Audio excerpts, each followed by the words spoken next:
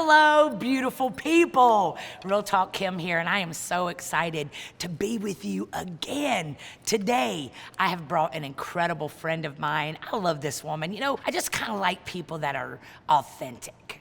And Sophia Ruffin's one of those, and she's authentically herself.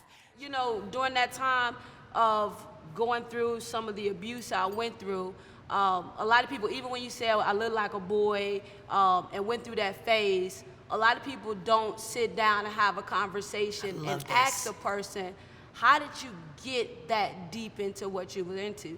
And so I didn't just wake up one day and say, hey, I want to be a man.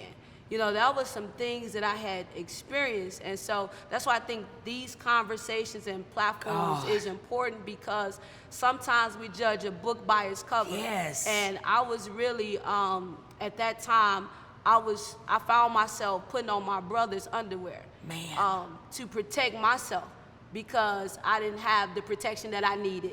And so the way I was able to protect myself was, let me put on these garments and maybe I won't be attractive, or, you know, maybe this would be my defense mechanism. And so over the years, the enemy took advantage of that. Yeah. And so one of the things is, when you're born anointed, you don't realize the warfare that you're gonna deal with as a child. And that's why I'm so passionate about ministry now, is because the enemy don't play fair. And so while I was a child, I didn't know, I was innocent, I was vulnerable. He took advantage of that. And so during that time, as I was wearing these boy underwear and things like that, adults would say to their kids or to their little girls, stay away from her. She's a lesbian, or she's a butch. And so I was getting bullied by adults. Instead, I was a little girl that was dressing in these masculine clothes, crying for help. Like, can somebody just help me? Can somebody just have a conversation with me?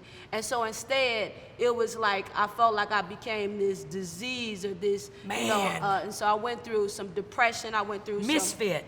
I was a misfit. And so that's what led to the drastic masculinity shift. Man, girl.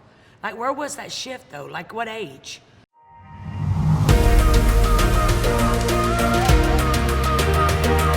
We are with Real Talk Kim on Create TV.